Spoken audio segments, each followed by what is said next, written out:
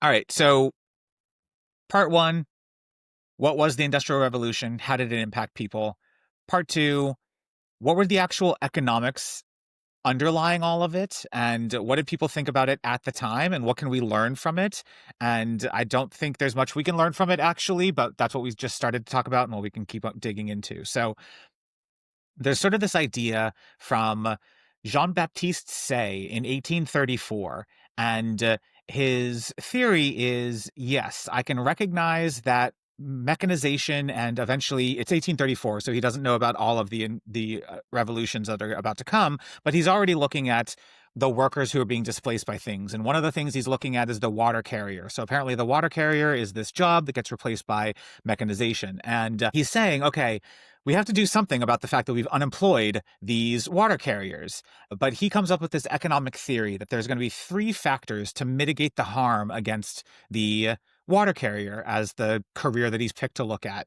One, the new machines are going to be slow to be constructed and slowly brought into use. And so it's going to give you time. Not 100% of water carriers are going to be fired and replaced by the machinery overnight. It's going to take time for people to adopt the new machinery, incorporate it into their local town. So if you're a water carrier 3 towns over and you see that this is coming because the 3 towns over has done this, you have time to prepare, is his theory.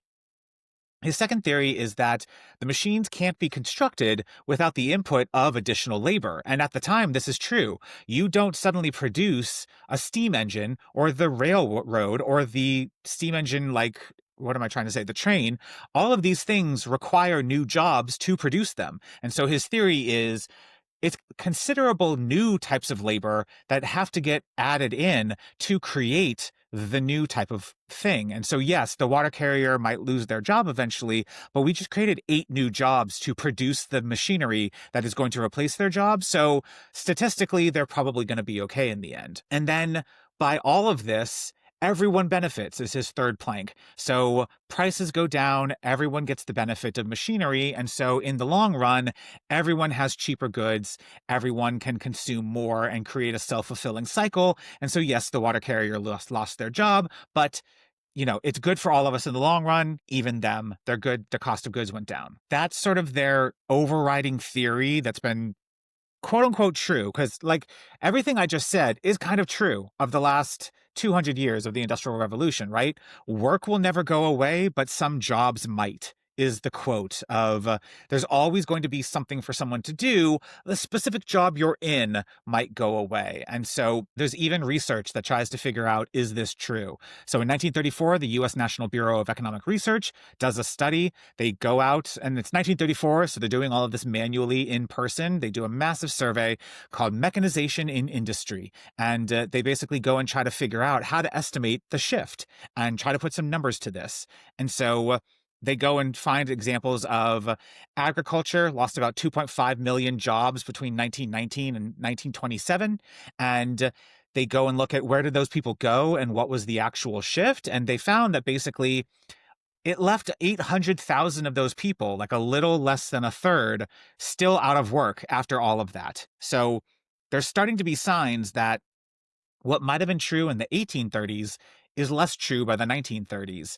They basically figure out that there's 49 people out of 1,000 that are sort of forced out of the industry that they're working in.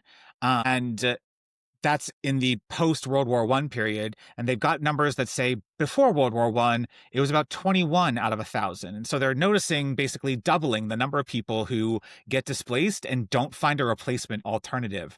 And so broadly speaking, economists sort of like to say, like, yeah, overall, we made more jobs. But the sting in the gap has kind of always been a thing. There's always been people who've been left behind by this, whether it's the people who end up stuck in the workhouses in the UK in the 1860s for more than 5 years, whether it's the coal miners left behind, not able to get an office job. It is this weird thing where I guess the economic theory is overall true because, yes, you can go and look at any statistic, the share of wealth, the share of new industries created, the overall growth of the population, and all of those things. In aggregate, the economic theory has been true so far. The economic theory is new innovations displace people, but there's always new work. But in aggregate, you lose sight of the individuals. So in aggregate, true, the 800,000 in 1927 who'd been displaced out of the 2.5 million farm workers and didn't find new work, sucks to be them. Like, so it's this weird thing where the economic theory is divorced from the reality on the ground of the people because the spread of numbers ends up making the economists feel that they're right because they kind of are, but kind of aren't. It's weird. But it's got to also be based on population though, too, right? Like, there's over 8 billion people on the planet now. It's not a sort of a linear climb, right? The population, like. So I graphed that. So that is the thing that's interesting. I'll put this graph on the screen right now. If you graph population growth and employment rate, they're roughly equal. And so That's interesting. yeah, so they're roughly equal until about the 1970s. And then it starts to plateau. And we'll talk about why either in this episode or in a future episode. But Milton Friedman basically destroys capitalism in the 1970s, and everything starts to be shifted to the shareholder instead of to the employees and the owners. But yeah, I thought so. Well, we're jumping ahead. We'll talk to that about that in the similarities to AI. But yeah, that's the thing that's interesting is the population growth doesn't matter. So yeah, so there's this theory that is coming out of the Industrial Revolution that basically says, don't worry. Yep, bad for the individuals, but overall we all benefit and everyone ends up working in a new job eventually anyways. And I think the evidence for that, we'll get into how it compares to AI, but I'm dubious that that's going to hold true today, right? So I think one of the other interesting things that came out of the second industrial revolution is this thing called Fordism, Henry Ford. Henry Ford realizing that you can modularize everything along the way. And by having everything become standard parts and everything become part of the conveyor belt of just standard part 14 always fits into standard part 15, and you don't need to know why. You're just there to link part 14 and 15. And it really sort of transforms the way a ton of industries, not just the automobile industry, think about things and drastically drives the second industrial revolution. You now have oil and you have electricity juicing the output and capacity of machines. You now have steel also making better machines and better things to produce. And you then have Henry Ford coming in and saying, well, if you even standardize further, I don't need to train the person why this mechanical part is really important and critical. They're just plugging step 4 into step 5, and then it moves on. And so the cognitive improvements of the second industrial revolution specializes up a level and reduces the number of people who need to actually be specialized and truly aware of why part number 4 was produced the way it was. The factory floor person can stop worrying about that. And so it's a second part of this transformation in the way that workers work is you did kind of have to know why you were in, the 1870s, you were in a shoe factory. You kind of had to understand all of the pieces you were putting together and all of the things that you were doing and what the machines were producing and why that was happening and all of those kinds of things. And Henry Ford comes in and goes, nah, I don't need that either. I'm just going to make all of this plug and play, and the people doing the actual work don't need to know about that anymore.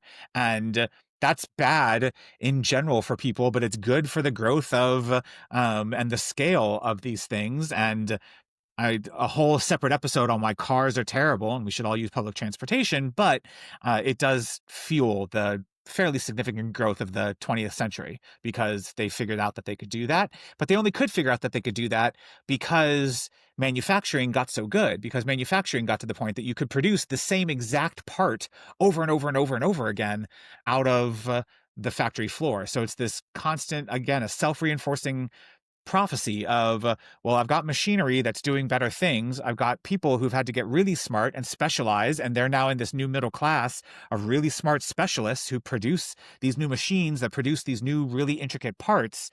and those machines are getting better at producing parts because we're producing better parts to make those machines, and like it's just this constant cycle of And um, uh, the speed at which you can do it too, right? Because they can right. adjust and make one and test it and adjust and make one and test it. So the speed of innovation changes, right? It's just, yeah, it's fascinating, but mm, Mhm. I don't see it. That's I just don't see, I, j- I just feel like it sounds odd, but without another leap in some other tech, maybe it's quantum computing, maybe.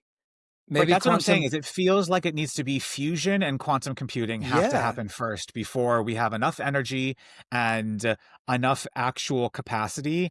And then, even then, I do, right, like that. I am fully willing to admit I am not smart enough to know what the next industry is that gets generated out of that. I'm willing to admit that the hand weaver wasn't smart enough to know what was going to come when everybody had easy, cheap textiles and all of the things that came out of that. So, fully admitting my brain can't envision past that horizon. So, maybe, absolutely, maybe those economists are correct and there is that future. My problem is we're not there now. So, we're inflicting the sting and the gap via AI today, but we don't have the new coal and we don't have the new steam engine yet.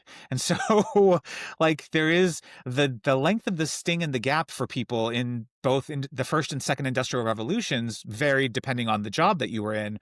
But I don't see the end of this. I do see some of where it goes, and this is the radical me, right? That everybody's going groan and roll their eyes. But when the power issues are resolved and the tech gets there, a lot of us will live in the digital world a lot of our life, right? You have not explained to me how living in the digital world you are doing a job that affords the electricity and power that's required, or you skipped a step where because of fusion, all electricity and compute time is free to the populace.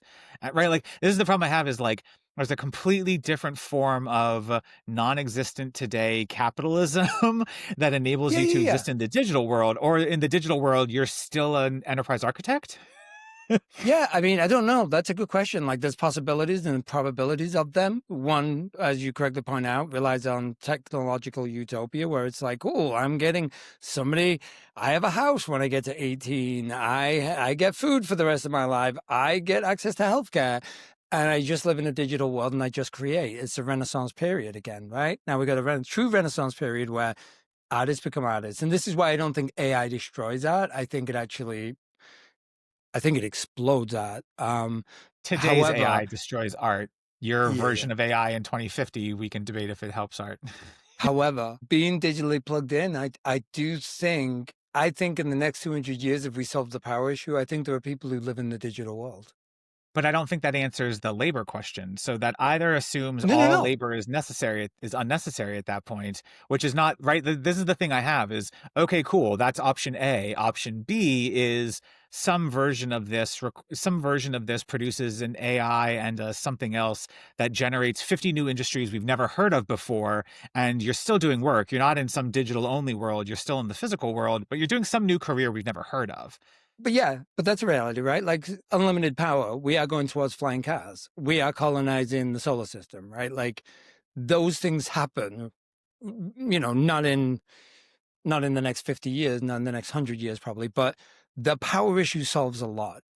Um, so Possibly, I but think this is the problem I have, right? possibly, Is like yeah. the But I if think there's a lot of job creation from solving the next fuel issue.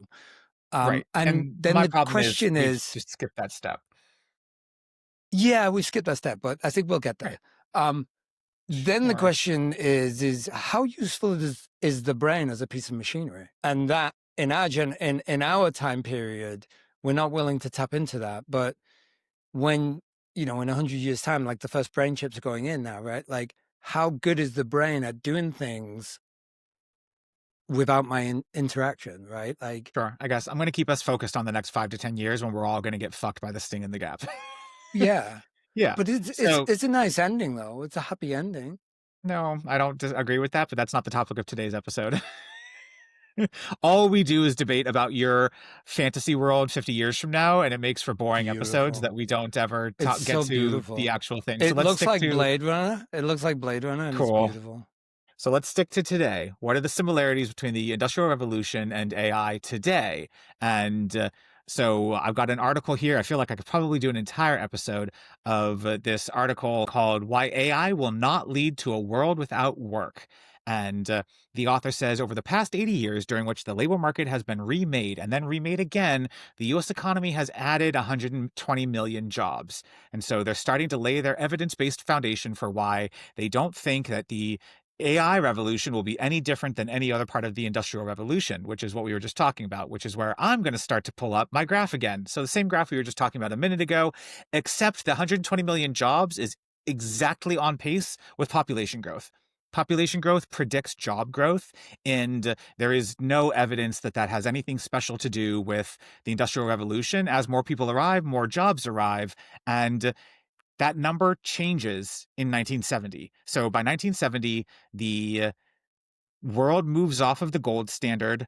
Friedman economics starts to tell you that capitalism should work differently, and the numbers start to plateau. And so you look at the graph and you see that the ratio of people who are employed and people who live, basically population to employment ratio, it has peaks and valleys. There's always recessions and things that happen, but it's a roughly equal line. Look at this graph, the green line. The green line is basically saying the ratio is roughly on the same trajectory.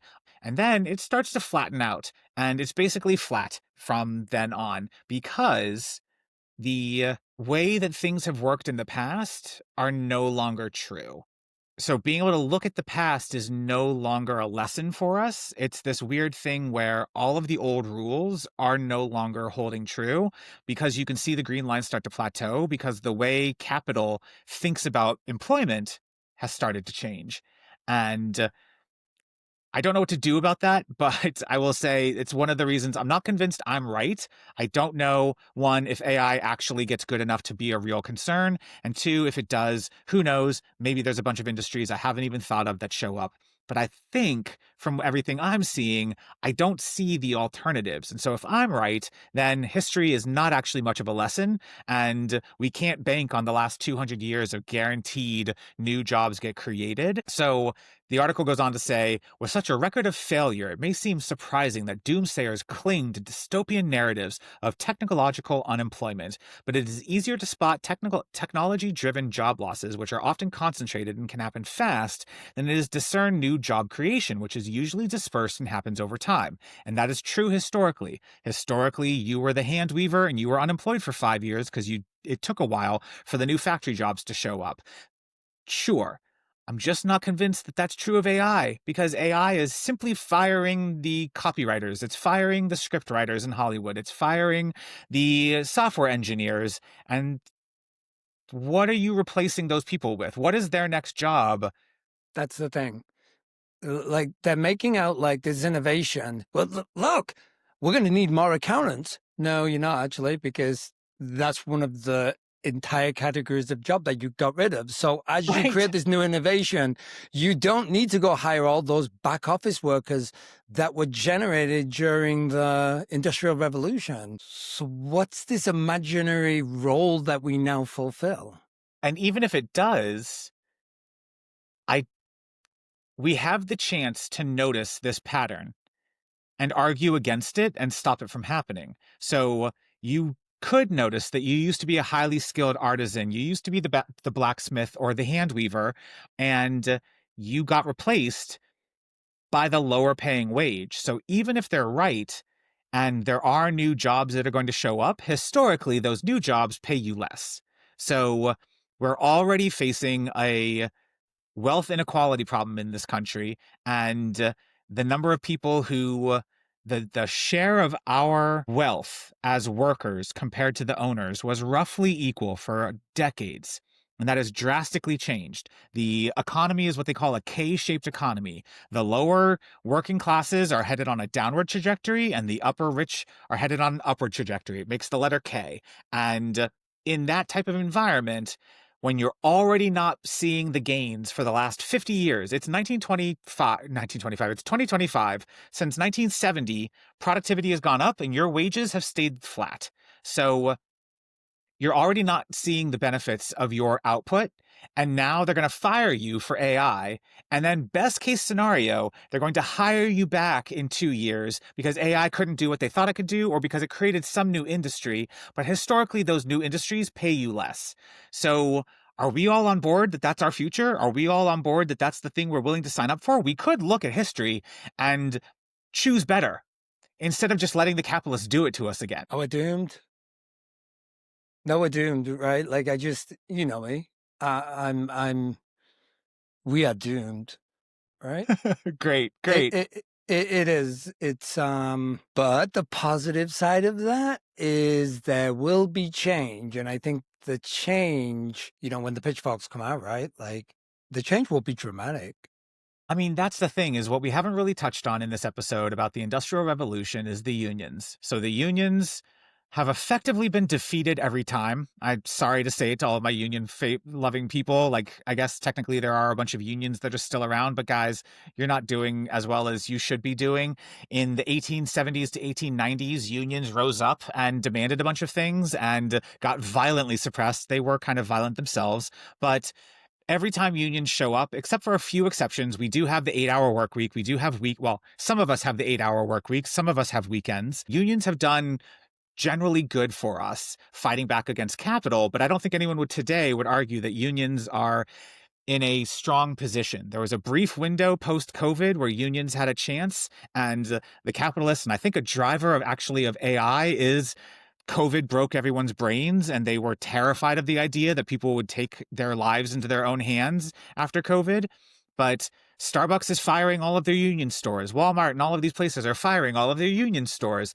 The union is one of the few things we've had in place that has done anything for the worker.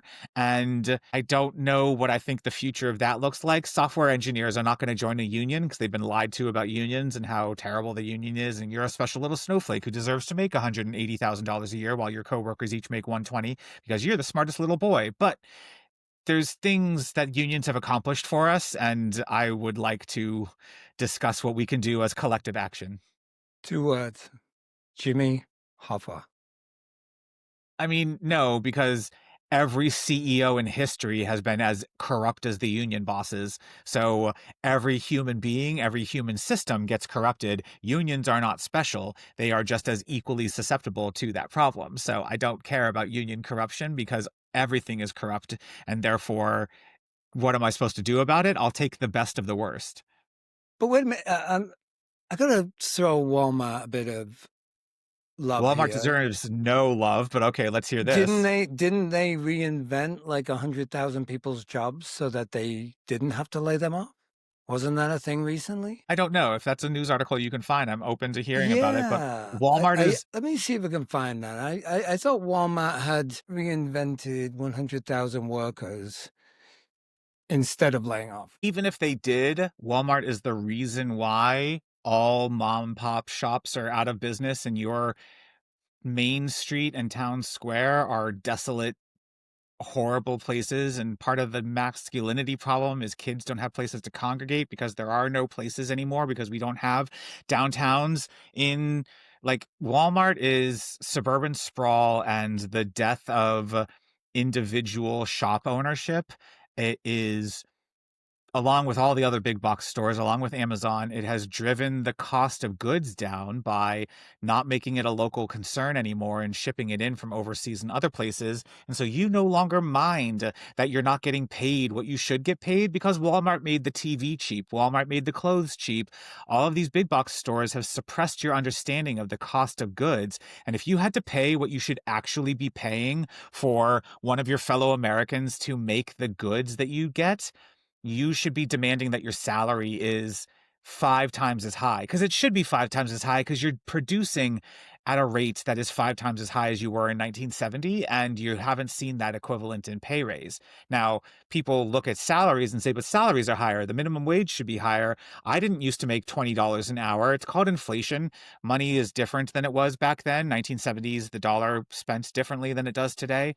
You are drastically underpaid, and you don't mind it as much because Walmart has screwed you into thinking it's okay because they've kept the cost of goods down by screwing other people. Walmart is not a good corporation. Maybe recently they didn't fire a bunch of people because they knew maybe they recognized the problem. If you fire a bunch of people, you don't have anyone to spend money at Walmart. So they haven't stated yet, but it's actually interesting timing because one day ago there was an article about how they're going to reinvent their 2.1 million employee. There was Walmart the one who did the weird AI study where they tried to figure out that the skills that you have are in decline versus their rising demand and I'm try not to sure. shuffle Yeah, people around?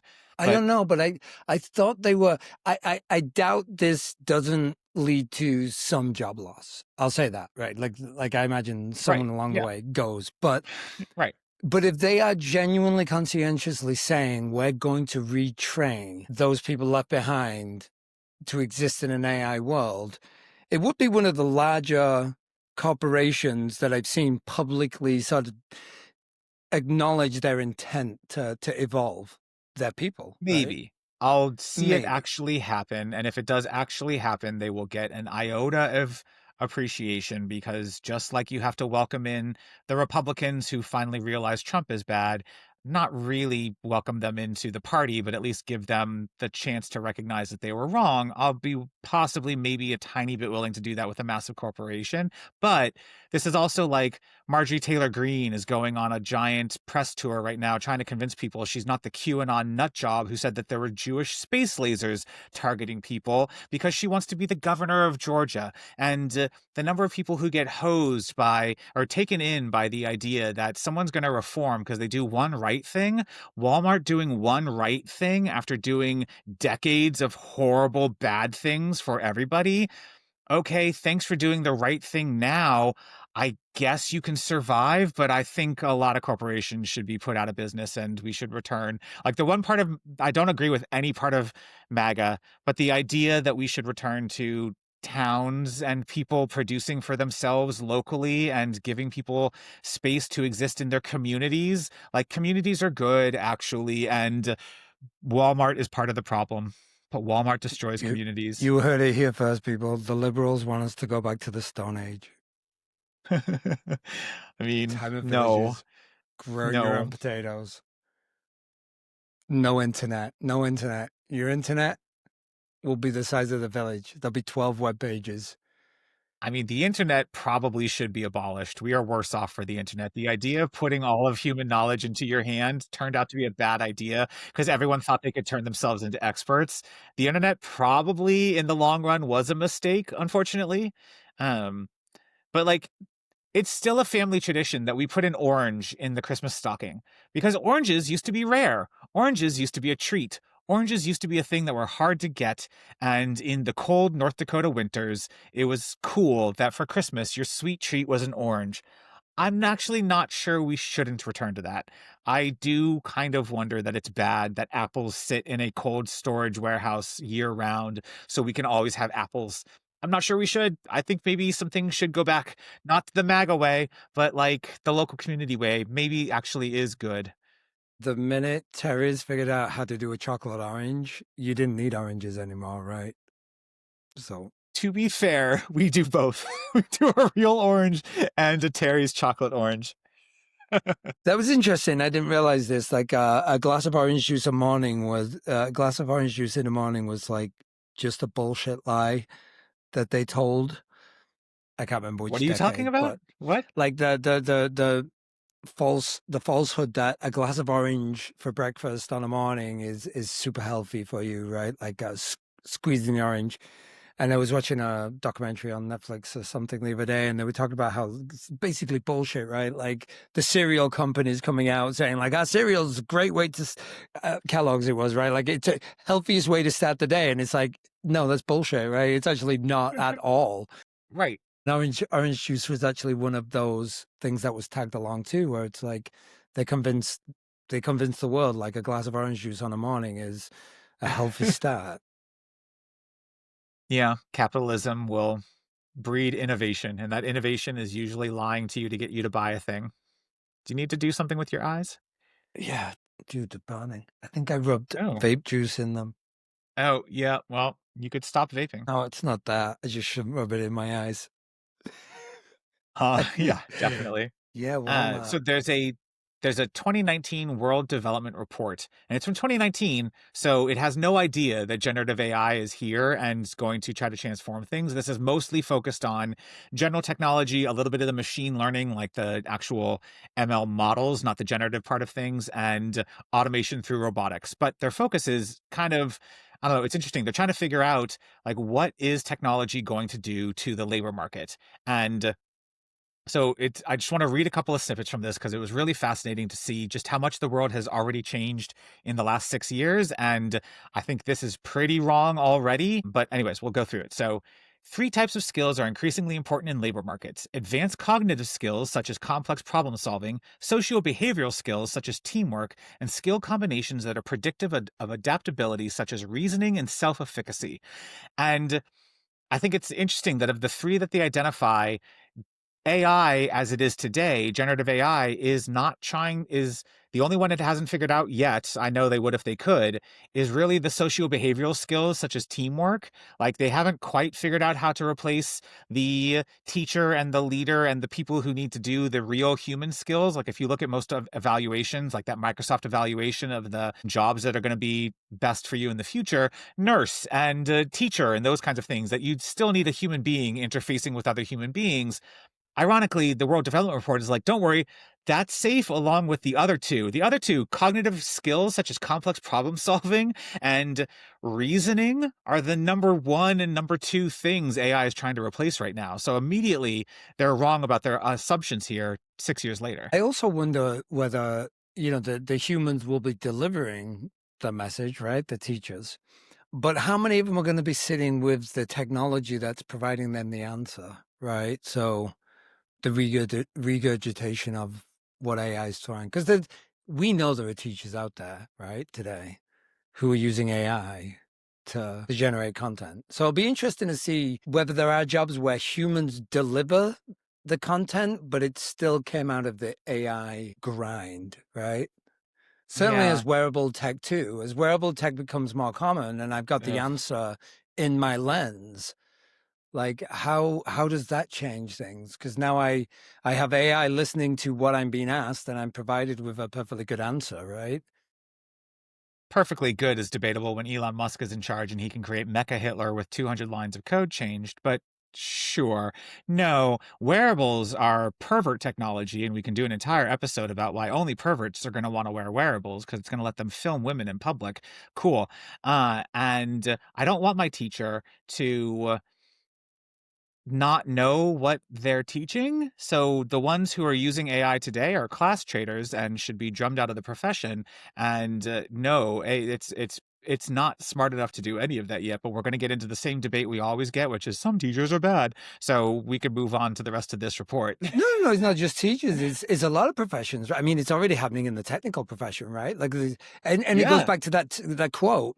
Did he just Google his job? Right? Like, this is the same thing. It's like, did he just chat GPT his job? Right? Like, there are right. going to be professions, pretty important professions with important decisions where people are like, I don't know, chat GPT, but that gives me an answer. It might not give me the right answer, but it's going to get me thinking, right? It won't get you thinking. It's scientifically proven by study after study after study that using ChatGPT makes you stupider. We as a society should start publicly shaming I people about using didn't AI the same say way we publicly shamed smokers.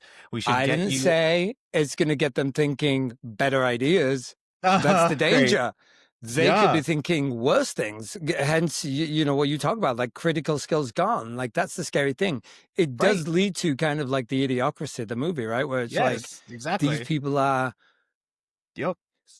super intelligent. Digital intelligence is going higher, and our ability to stop it is actually going the other way, right? So Skynet might not even kill us all because they'd be like, oh, they're just wandering around licking each other's boots, right? Like I mean, we could be done by then, yeah, cavemen. it's not good. So one of the things that it's a UN report that they tried to figure out was what is the pace of technology doing? So they looked at IKEA. So IKEA, Swedish company founded in 1943, took them 30 years before they even expanded into Europe, much less globally, and it took them 7 decades to get to 42 billion in US 42 billion in counted in US dollars in whatever Swedish krona or whatever it is in annual sales. So IKEA took decades and decades to even get to 42 billion. And then they looked at a Chinese company, the company that does Alibaba, which reached a million users in 2 years, 9 million online merchants, and $700 billion. And it took them just 15 years. So IKEA, 42 billion, decades. Alibaba, 700 billion, 15 years. And they're trying to figure out if the pace of technology is going to accelerate some of these things. And they call it a job creator because Alibaba and IKEA are both employing the same number of people. Except not really, because Alibaba just fired a bunch of people. So where IKEA is at 216,000 employees this year, down from 231,000 in 2022, which I would assume part of that is the economy. Alibaba was at 254,000 people in 2022, is now down to 124,000 people in 2025. So these companies that are embracing AI and technology are firing people. And the companies like IKEA, there's been some layoffs at IKEA, but IKEA is basically still putting humans first. And I don't know, it's an interesting thing of like how quickly this was a success story to this report in 2019. 2019 was look how great Alibaba is using technology to supplement all of this and get all of this going. In 2025, I'm not sure that's the story anymore. IKEA's like Best Buy for me. I walk around for a long, long time, but I don't IKEA is a actually day ever trip. buy much. Yeah, I don't buy a lot there though. It Um, depends. Like I fully furnished entire apartments out of IKEA. I was the screenshot from Fight Club. Like I was I did that in my 20s for sure. That was a good day. That was a fun day. IKEA's fun. it it's a great store to walk around. Like It there's really is. times when I just gone into one of those display rooms and you can relax. You really can. But yeah, it's interesting. Like when you look at these stats and then again, it doesn't take into account like those 130,000 people are no longer putting their money back into the economy in the same way, Right. which then has a knock-on effect for other companies that hire. It's like yeah, like you said in the beginning, we're not economists, but we're missing something that none of the economists seem to be able to answer, other than to say, no, it's just like the Industrial Revolution. It's like, Right. but then tell me what? Like, we're kicking a hole to the next dimension and there's a billion jobs waiting for us on the other side of that wall. Like, I just can't see, think of a new Yeah. color. Like, Right. where's this new industry that you're talking about? Well, and I think there are parallels to the Industrial Revolution. So the next part of this report, and this report again, 2019, so hasn't even accounted for AI, but it tries to go and look at an example.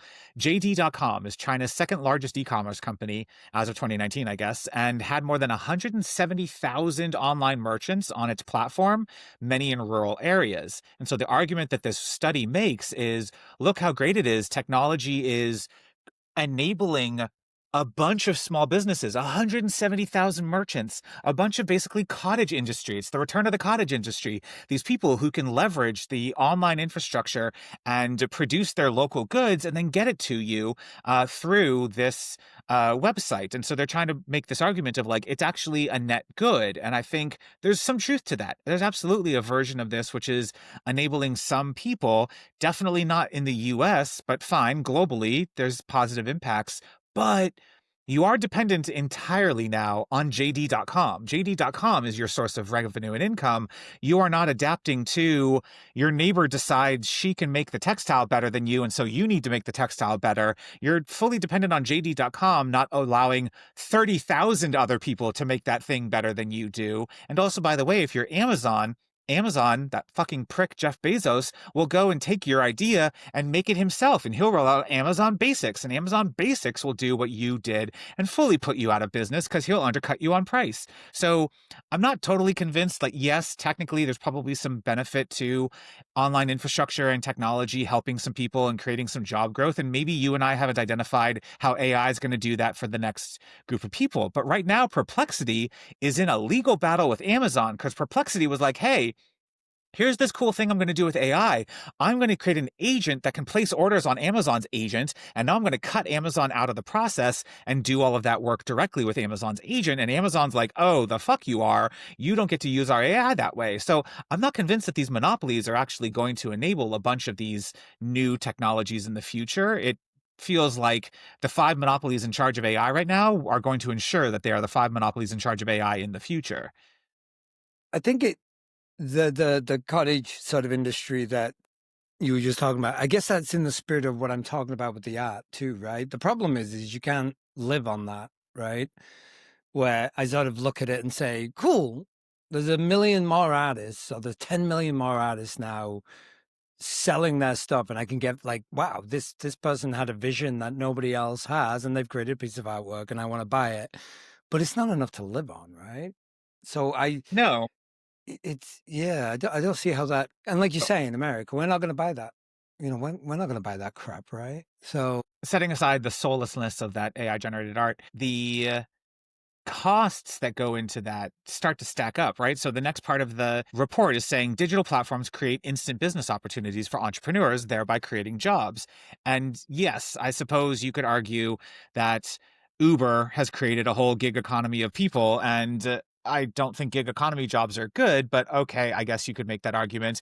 But I think in that sort of the thing we've talked about, I don't know if we've actually talked about it in an episode yet, but the chain of costs where OpenAI has an API you pay for, and then I build an agent on top of that, and then my agent gets used by three companies, and those three companies go and do something, and you're creating this thing. And so eventually one of those companies is an AI art generator, and the person making their art on that is paying, you know, $200 a month to generate art, and are they selling $200 a month worth of art? And what happens when Sam Altman decides it's time to actually pay what it costs to run the data center and hikes the fee of that OpenAI API call? And every one of those vendors along the way now needs to increase their costs because their margins have to like it becomes this unsustainable thing where I'm not convinced that the current system that we have where everything like there was a version in the early 2000s to early 2010s, which also kind of sucked and had a higher barrier to entry where you had to have your own data center.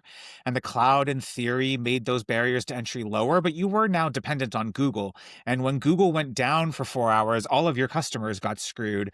When Google decided to hike their prices, you got like, there is this weird chain of economy dependencies now that I'm not sure is good. I'm not sure it's good for you that your art's capability to sell things is dependent on eight people not price gouging you. And your ability to go start a new startup is dependent on AWS not going down in your third week of operation and all of your customers saying, well, this is unstable. I'm not going to use it, right? Like, it's just, I get the theoretical benefits of the cloud and all of this infrastructure and if AI can write the prompt that'll ask the person to do a thing and then you get you the human readable answer and look how cool your new UI is and blah, blah, blah. I think that's all bullshit, but fine. Go create a startup around that. But you now have like 8 layers of chained cost dependency between one another. I don't know that the economics of that makes sense. I don't know. I'm not convinced. yeah, and I'm not convinced it's sticky either. I'm not convinced that you can't just get cut out of the equation very simply by somebody else. You're doing a Right. small thing. You're doing a small thing. You're a widget in the chain, and somebody else can come in and be like, we're doing it for 5 cents cheaper, and it's the architecture patterns. It's not going to be as sticky as it was in the past. It's going to be a lot more. It's going to be a lot more fluid and a lot easier to pull pieces of that out of the architecture. And so, yeah, I'm not convinced it's sticky. Yeah.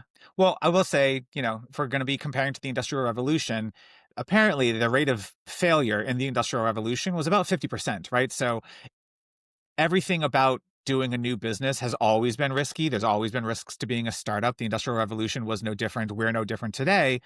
I will say the opportunity with something brand new.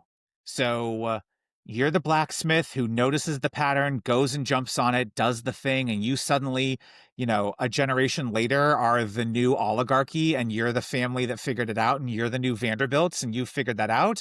It's a 1 in a million shot, but it at least was different than what came before.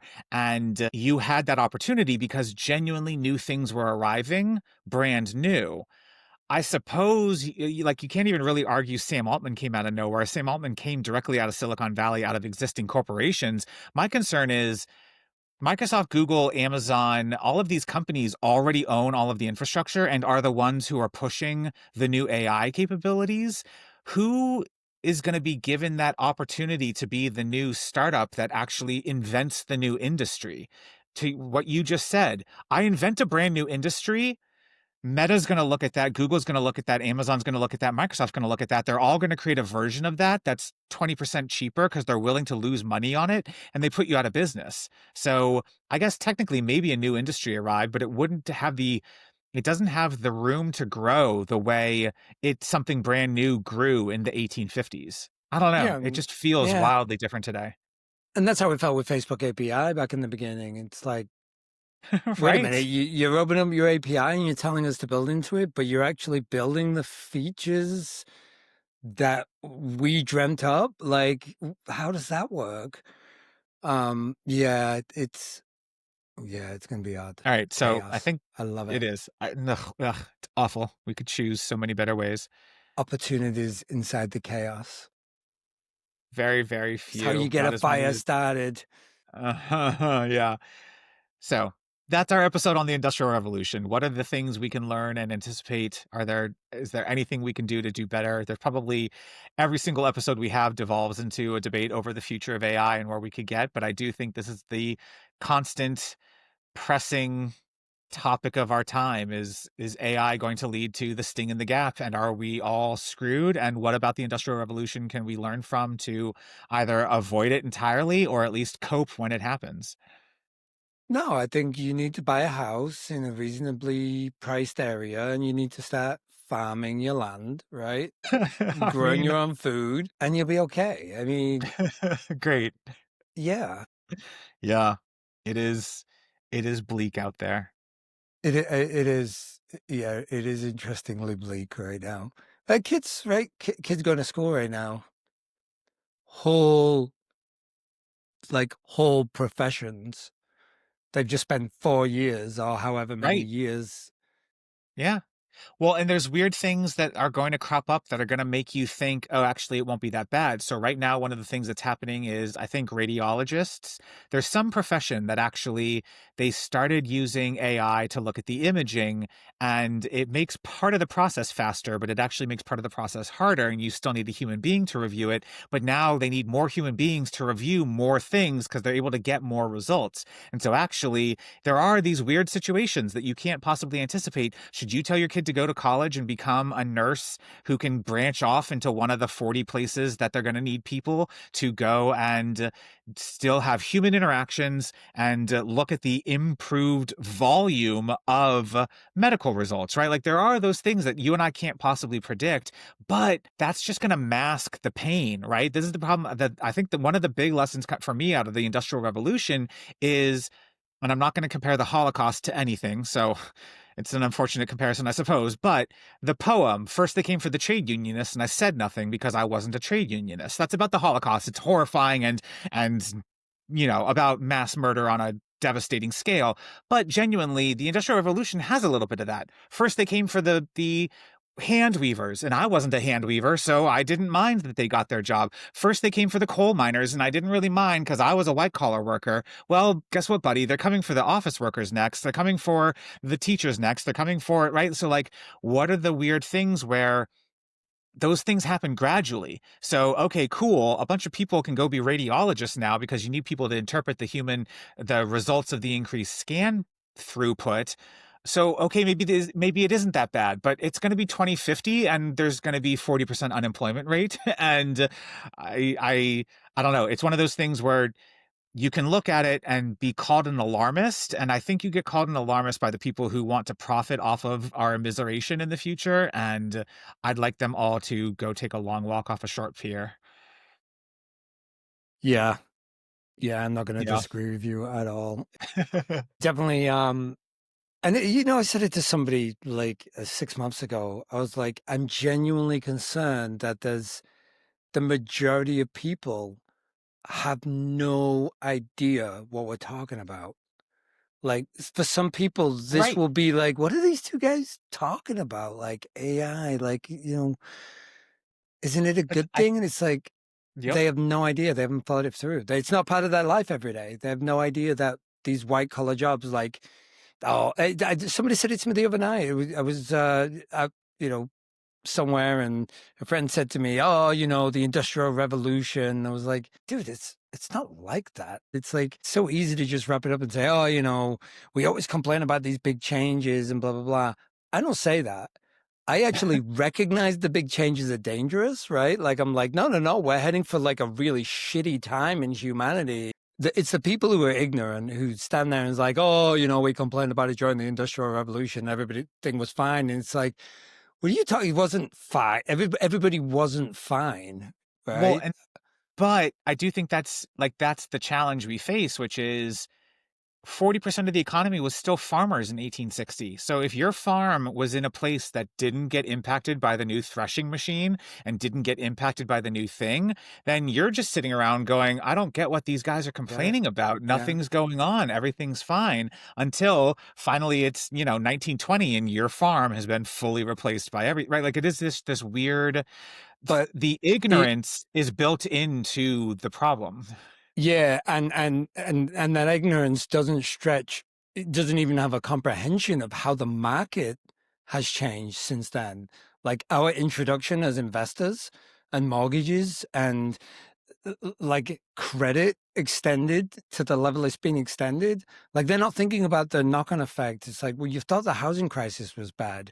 Imagine what it's going to be like with the housing crisis and the credit crisis and the Right. education And the crisis. economy Like all tanking. of them at Yeah. the same time, the economy could tank. Like the entire framework could break. If it like well, one, if the capitalists were smart, they would make it gradual. And currently they aren't that smart. They're just doing massive layoffs. It was just October was the worst month of layoffs since like 1993 or 1963 or some really bad statistic of they are not taking a gradual approach with if anything maybe helps us get people to wake up and realize this kind of thing because if you are noticing the coal miners losing their jobs, but you're an office worker or you're a blue collar worker who isn't getting punished by that, if you are watching the automotive workers Detroit slowly dying, but it doesn't impact you, there are a bunch of things where this isn't just, I don't know, there's a version of this that does slowly drib and jab. 2% here, 1% here, 5% there, and it's too late. I don't think frogs actually can get boiled alive. I think they notice pretty eventually that the water is boiling them. But the metaphor of the frog who doesn't notice that the water is slowly boiling them alive, it is a thing. But the blue collar workers have been screwed this entire time, and they're continuing to get screwed. Every new innovation and robotics and automation continues to put them out of a job. Now it's getting to the white collar workers. The white collar workers are getting screwed, and it's going to start impacting their jobs. There is a version of this that hits a critical mass soon enough that gives you the opportunity to not enter the gap and just have the sting and maybe not that much of a sting. I don't know. There's a version where No, you're enough right. people notice and figure out how to stop it. That's what I was saying earlier. Like it could happen at a speed that it's impossible to ignore, right? It's basically whoever's in that chair, it's going to be dramatic reform, right? Like, But to so your yeah, it point could right be that way. now, ChatGPT seems like a cool thing to a bunch of people who just don't appreciate what it could mean for them. It's the same people who don't understand the concept of, hey, we started hunting the wolves. The wolves ate the river rats, and the river rats spread disease. So when we started hunting the wolves, the river rats exploded in population, and the disease hit the towns. People started to die. Like crops were damaged. Like the rats ate everything. It's like those people are the same people who also don't understand the effects of CO2 in the atmosphere, right? Like that's the bit where I'm not sure the speed necessarily even fixes it, because it could be a 2-decade long political argument with a Right. bunch of rich Yeah. entrepreneurs and politicians saying, you want to return, you want socialism. It's like there are literally people starving in first world countries. And we're starting to see evidence of that with the shutdown, right? And the food Right. banks running Right out of now. food. It's like, guys, we got a food shortage in a first world country. And if that's not concerning right now, yeah, God help us. We'll put aside that the food shortages in the third world country is a horrifying phrase, but the food shortages around the rest of the world are also bad and also capitalism's fault, but that's another episode and another topic. So the No, fact that it's selfish for us to finally notice it's here on our shores is yeah. not part of the factor. But yes, hopefully the fact that it's here on our shores, we can at least fix it here first. And that's why, ladies and gentlemen, I do not have a lot of faith for humans. Like, I don't like, we need the pain. The pain, the Right. sooner the pain comes, the better in my opinion. Yeah, I wish. I will also say that the people in charge of making sure that they get to fire you and not have to worry about it are also the ones who own the media currently. So you're not going to hear about it on the evening news. And so there is also that other uphill battle, which is the everything about our environment today is working against our ability to prevent this. So, yay, the sting in the gap. Can't wait to get immiserated with the rest of you. Hey, but in 200 years, we're going to be in textbooks as there were a lot of Right. people who called this, Right. Kevin Euler and Andrew Green were two guys Fantastic. nobody knew about, but they talked extensively about the sting in the gap. If only he'd convinced people to bring back the guillotine sooner. Ah, well.